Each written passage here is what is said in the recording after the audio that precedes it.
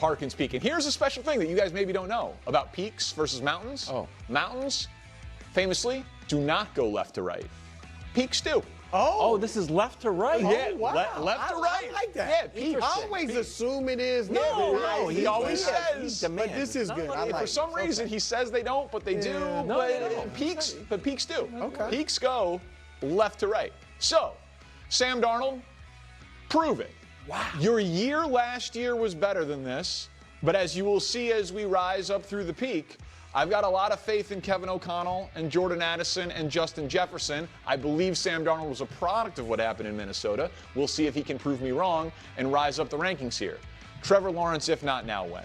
I mean, I know he's got cute nicknames on this show, but he's had 3 different head coaches. He's had 4 first-round picks since he's been a member of the Jaguars on the offensive side of the ball. Like, what more does this guy need in order to prove it? He's got more fumbles than anyone in the NFL since he's been in the league. Tua, a product of the system. He has to stay healthy consistently.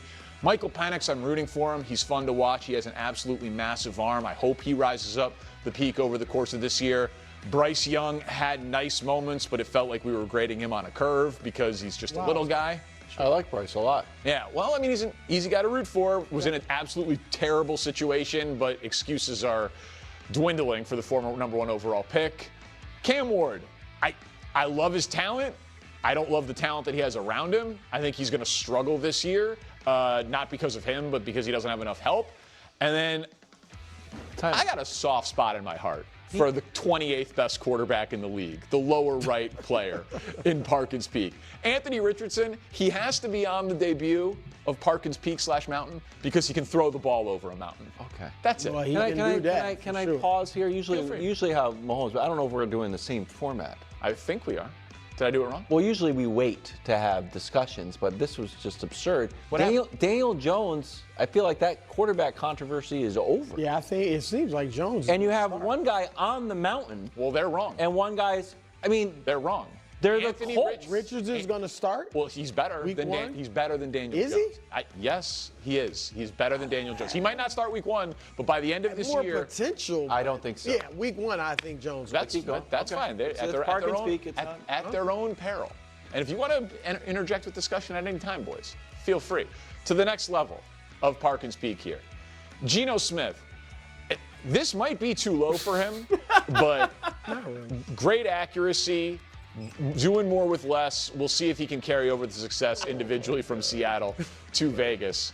Aaron Rodgers Lifetime Achievement Award. We'll see how it goes with him in Pittsburgh. I love the Jonnu Smith. I told you, Brou. I told you the Steelers weren't done making any additions like for him. Jonnu. I like And they made big trades with Jalen Ramsey there. So Rodgers, obviously, a little bit of a Lifetime Achievement Award from last year. Kyler Murray, his peak is 2 or 3 rungs up this mountain. Like when he's at his best and dialed in, he makes plays that we're like, oh man, that's a Lamar Jackson-esque play. Or oh wow, that's a Justin Herbert level throw. But he just doesn't do it with any degree of consistency. Justin Herbert. I don't think anybody said that. Watch football Joe with me on a Burrow Sunday. level. No. Yeah, That arm strength of Justin Mahomes level. Justin Beautiful. Herbert. In training camp. It is. Wow. You guys just need to watch more football with me. I He count looks all like Justin Herbert. I count all these guys. Justin Herbert. Kyler Murray would be lucky to be Justin Herbert one day. Your guy, Drake May, and again, it's left to right. I own a little bit more Drake May stock than I own Bo Nix stock because I adjust for situation. No one had worse offensive line play than Drake May last year. Basically, no one had worse pass catchers than Drake May, and he held his own. Now he gets an upgraded coach, upgraded talent all over the field. Stephon Diggs looks like he's going to be healthy. I think Drake May is still going to be a star quarterback sooner than later. Bo Nix's season was awesome. And back to the Sam Darnold point, J.J. McCarthy, if Kevin O'Connell chose to move on from Sam Darnold and they traded up to take J.J. McCarthy, I expect J.J. McCarthy to be better than Sam Darnold this year, given the situation that he's in. So I think he's got to start a rung above Darnold on Parkins Peak. We can go to the next line here because this is where it starts to get interesting. Dak Prescott, from everybody on this line, he's got way more statistical accomplishments. Oh my but This is so bad. can he do it with any degree of consistency? Can he stay healthy? CJ Stroud, he's got 2. We're gonna let this play, but this is brutal. This is brutal. You have Bo Nix down at the bottom here. You got him right next to J.J. McCarthy, who's never played a single snap in the NFL. You got him above Caleb. I mean, you got Caleb above Boone Nix, which makes exactly 100% 0 sense, quite frankly. You got Caleb Williams above Jordan, ahead of Jordan Love. You got, you got Dak Prescott ahead of C.J. Stroud. You got Dak ahead of Brock Purdy. I mean, oh my God, I miss Nick Wright. Nick, who cares about World Series of Poker commentating? Please come back. Do it from your hotel room. I don't know, man. This is tough.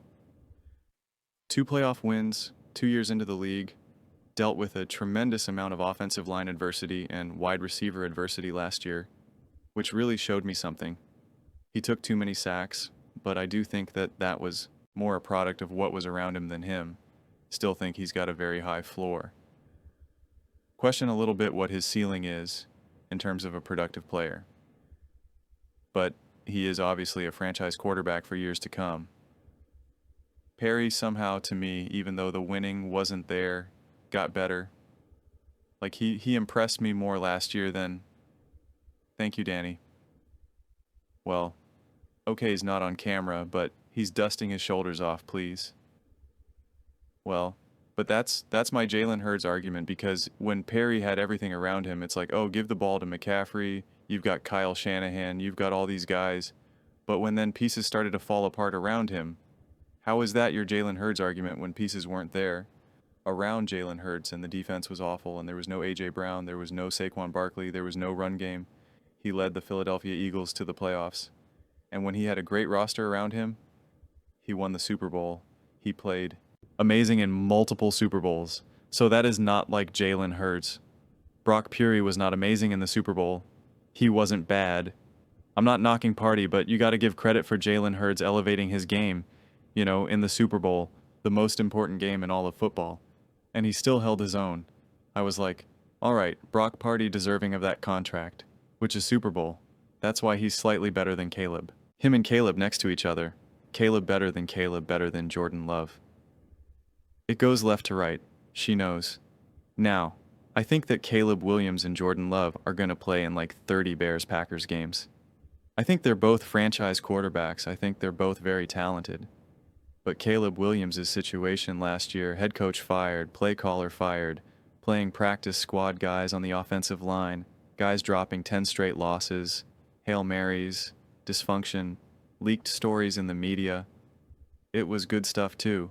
Jordan Love got to sit for 2 years, has a top 5 or 6 head coach, and he still threw nearly twice the number of interceptions as Caleb Williams. Caleb didn't refuse to throw the ball because his defensive-minded head coach coached the aggressiveness out of him. That was not the issue for Caleb. Why didn't he coach all the running backwards out of me? Well, he took too many sacks.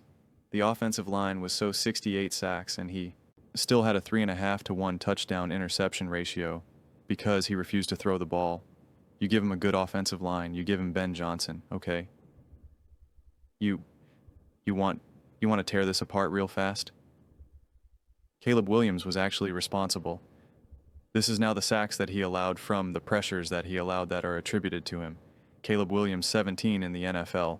And when you want to neutralize the O-line, so this is just in a clean pocket, nothing to do with anything else. Clean pocket. So don't give me any of this nonsense about O-line. Bo Nix was top 5 in touchdowns. Caleb Williams, buddy, where are you? You are 17th, 13 touchdowns. Okay, you give him Colston Loveland. Caleb Williams this year. Don't you guys worry, he's to the left of Jordan Love, which means he's 1 spot better than Jordan Love. We go up the peak, and I believe this is what now? Top 10 territory. Yeah, I can count. That's right. Jaden Daniels. It's the best rookie season I've ever seen, and frankly, it pains me to have him above Caleb Williams. But this is how you know that I am objective. You think you would have had a Jaden commentary. I thought the commentary came in once we reached the best rookie season I've ever seen.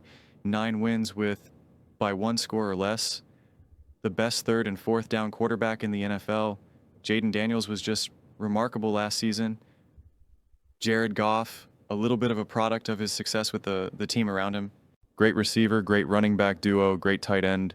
top 3 offensive line, but the guy just keeps producing and putting up absolutely massive offensive numbers. Lost in the divisional round of the playoffs last year to Jay Daniels when he put up 31 points, and they got blown out because the defense was so injured. They allowed 45. I think he's firmly a top 8 quarterback in the NFL. Do we watch the games anymore? I mean, oh my God, that game was such a mess offensively. You want to talk about 31 points from Jared Goff, and then the only reason why they lost was because of the Detroit Lions defense. What are we saying here? First off, I don't even have the strength to unpack that game. There was a lot of things that went wrong. It wasn't just Jared Goff by no means. I don't blame him for that loss, but like, we're not going to pretend like he had this awesome, great game. And he just was putting up these amazing numbers in that game. And if it just Gilly wasn't for that awful defense, he would have won. That wasn't the story either. Oh my God. Oh my God. I got to give Nick Wright a call. And then I debated Baker or Hers 9 V10 10 V9. But Baker's ability to take Tampa and be where they are consistently offensively. No one says about everything that Baker has what Jalen Hurts has. He's got Tristan Wirfs is great and Mike Evans is great, but they were able to overcome the Godwin injury. Bucky Irving comes out of nowhere. No one would put him in the same category, but he's not. Dallas Goedert missed games. A.J. Brown missed games. Devontae Smith missed games. What are you saying right now? What are you saying? A.J. Brown literally missed the beginning of the season. Devontae Smith missed like 4 or 5 games. Forget the exact number. What are we saying right now? This is so comically absurd. And the Tampa Bay Buccaneers had an awesome O-line, a 68% pass block win rate of which was ranked 5th. The Philadelphia Eagles had a 67% pass block win rate. That was ranked 6th. Do you guys know that 67% is lower than 68%? Also, run block win rate, 72% was ranked 9th for the Philadelphia Eagles. Tampa Bay Buccaneers, 73%. 6, you guys know 73% is bigger than 72. I know math is hard, not Saquon Barkley. And so for Baker Mayfield to now consistently year after year have that level of offensive production, he's the 9th best quarterback in the NFL. Wow. And Jalen Hurts coming in firmly with no disrespect whatsoever at number 10.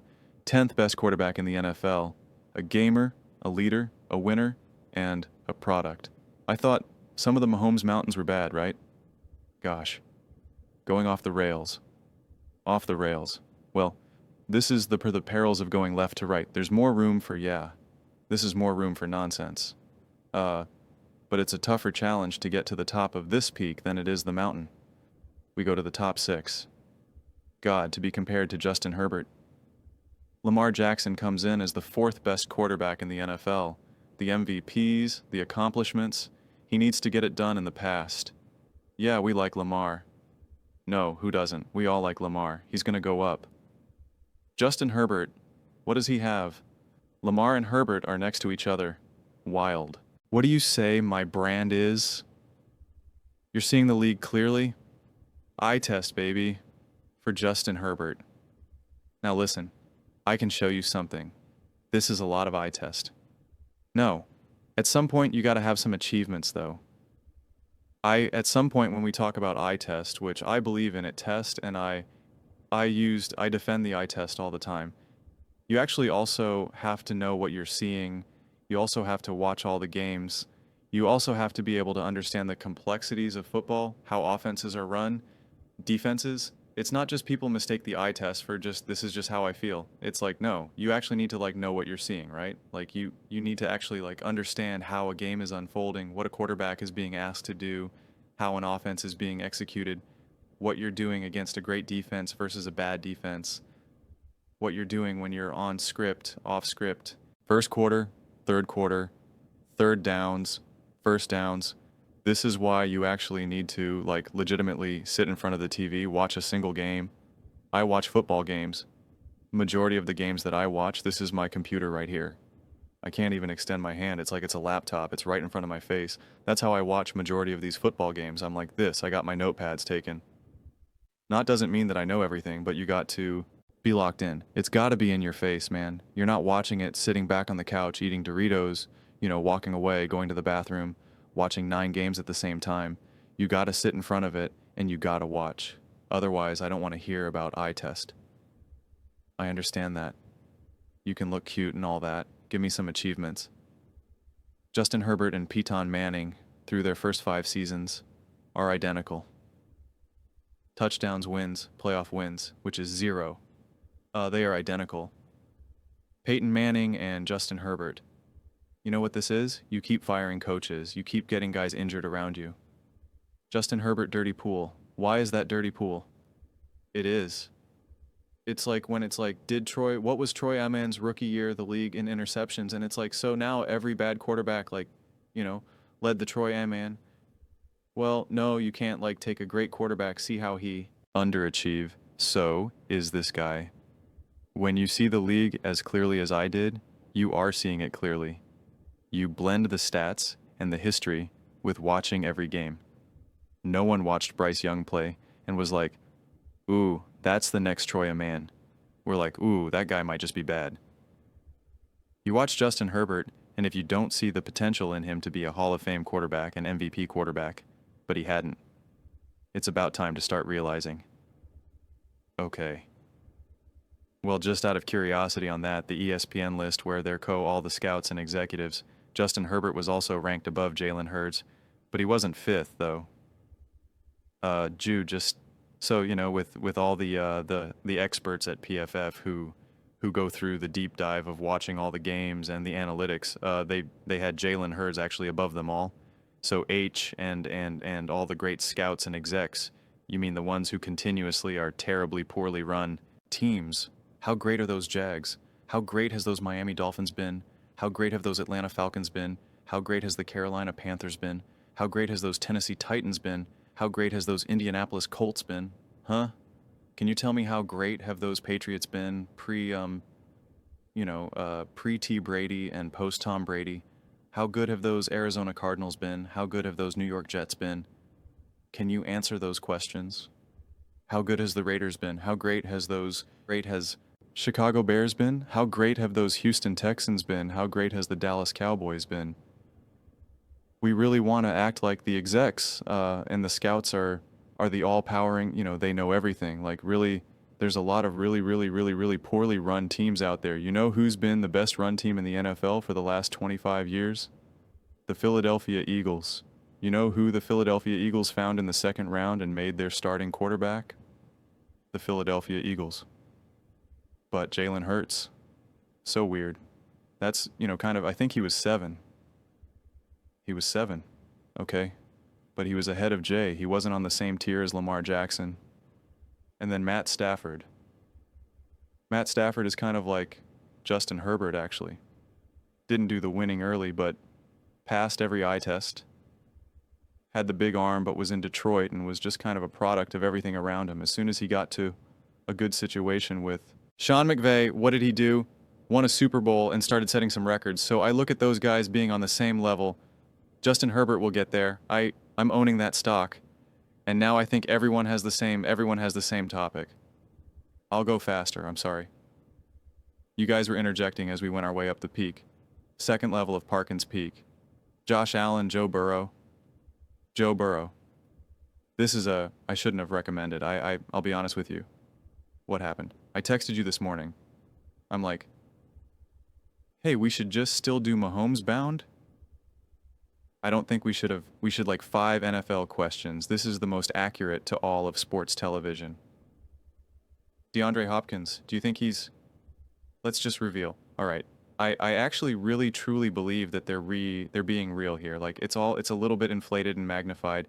It's fun in games, right? It's sports talk. It's part of it. But like I think a lot of times when you have these takes and when you have this rapport with people and you're on TV, you're on live TV, you're being interviewed, it's like when people tell jokes, right? You tell jokes and there's always like a little bit of truth to a joke, a little bit of truth to a joke. That's what it is. Like they actually are kind of like, this mountain is insane. They know it's still television. They still know it's entertainment. They still know it's conversation. They know, what does it really matter at the end of the day? It's one mountain out of a million or what? Like it's not like there's any like actual repercussions here. And even if it was the worst mountain in the history of the universe, like it's still a conversation. It's still going to be posted. People like me are going to talk about it, right? Like it's still a thing. But I think there really is a sense of just like, okay, which is so funny because I think it was last week. It was either last week or the week before. Wilds called out Nick and was like, dude, it's like it's every week it's the same thing, and like why would anyone tune in if it's just the same thing? Like it's like there's not enough. There's not enough of an incentive for people to tune in because everyone just knows, oh, M is the top and it's the same thing again and again and again. And I think Wilds was also being truthful and honest in that moment. And it's why, like I said, I really plan on just doing an immediate 2025 mountain again. I don't if in the first 2 weeks if Cam Ward is balling out or Richardson is balling out and they're the top of the mountain, right? And if Josh Allen has a couple rough games to start the season and Lamar and Patrick Mahomes, they're at the bottom of the mountain. Like, to me, that just makes it so much more interesting. Then it's not just constantly based off of thoughts and feelings. You don't randomly have Jalen Hurts behind Baker Mayfield.